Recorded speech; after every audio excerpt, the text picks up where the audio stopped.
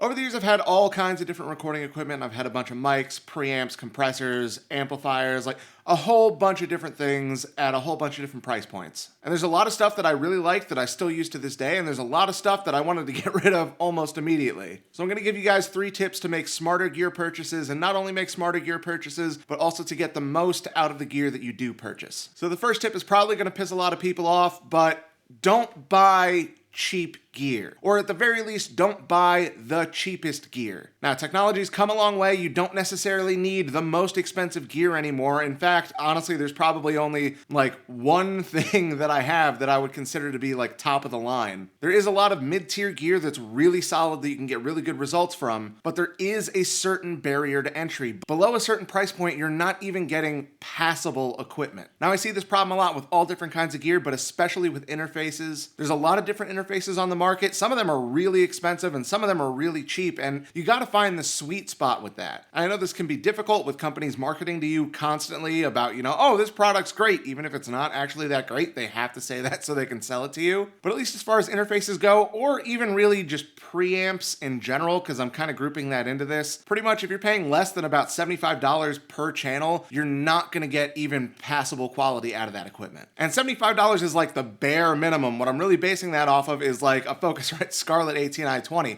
which we all know is not the best interface in the world, but it's decent. Like, you can get halfway decent material using a Focusrite Scarlett, but really anything below that price point is not going to give you good results. If you're buying an 8-channel interface for like $300, you're not going to get a good result out of it. I'm sorry, you're not going to get a good sound. And if you're looking at outboard preamps, you really want to be closer in the range of like $300 to $500 per channel. As an example, when I was starting out, I bought some of these Behringer preamps. They were a 2-channel preamp, and it came out to like $100 per channel, and they definitely weren't like the worst that I could have gotten, but they definitely didn't help things. Like, when you compare those against preamps that were even a little bit better, like, there was no competition. It really felt like those preamps were actively degrading the signal that was going through them. So that's the first thing, guys, is don't buy the bottom of the barrel stuff. Even if it takes you a couple extra months to save up for something a little bit better, do that. It's going to be worth it in the long run. And again, I'm not saying you have to buy top of the line equipment. I'm not saying you have to go find like, a $20,000 U47. Like, you can still get good results with mid-range equipment, but when you're looking at the absolute bottom of the barrel stuff, especially as far as interfaces and preamps go, you don't want that stuff. It's going to hurt you more than it's going to help. The next tip is any of the gear that you do buy, you need to use that in every way you can think of. Use that in ways that you wouldn't expect to use that gear, and you might find that it's really good in some ways, and it might actually not even work for the thing that you wanted it for. Couple examples: the AKG D112, it's meant to be a kick drum microphone, but I found that works really well on a lot of different things. It works really well on toms, it works well on bass cabs, it even works really well as a vocal microphone, and you wouldn't expect to use a kick drum microphone as a vocal microphone, but it sounds great on vocals. And then the Sennheiser E906, it's meant to be a guitar cab mic, and on that mic it has a switchable high end. You can boost the high end, you can cut the high end, or you can leave the high end neutral. And when I first got that, I thought I wanted to have that top end boost on all the time. I thought the high mids would be really good to help the guitars cut through, and I'm sorry to say that for the first year or so I left that top end boost on, even though I kept getting these really nasty fizzy guitar tones with it. If I had actually experimented with it properly when I got it, I would have realized sooner that I actually prefer it with the high cut on. So that's the next tip, guys. Any gear that you get, use it in every way you can think of. Use every different parameter on it. Try it different ways, especially ways that you wouldn't normally think would work, because you might actually find out that it works really great on something you never would have expected. And the third tip is pretty straightforward. Check the used market. You can find a lot of really nice gear for not that much money on the used market. Now, you got to be careful, because sometimes when this stuff gets shipped, it gets destroyed in the process if they don't package it well. That is the downside of the used market, but you can find a lot of great deals on the used market for really nice gear, nowhere near the price it would have cost to get that piece of gear if it were brand new. So guys, those are my 3 big tips for purchasing gear. Don't buy the cheapest gear. You can find good middle tier stuff. You don't have to get the most expensive, but don't buy the bottom of the barrel stuff. It's going to do more damage than help in the long run. Next, any gear that you do buy, try it in every way, every possible situation that you can think of. You might find that it works really well somewhere you didn't expect, and it might actually not work as well as you thought on the thing that you wanted it for initially. And third, check the used market. You can find a lot of great deals on some really good gear on the used market.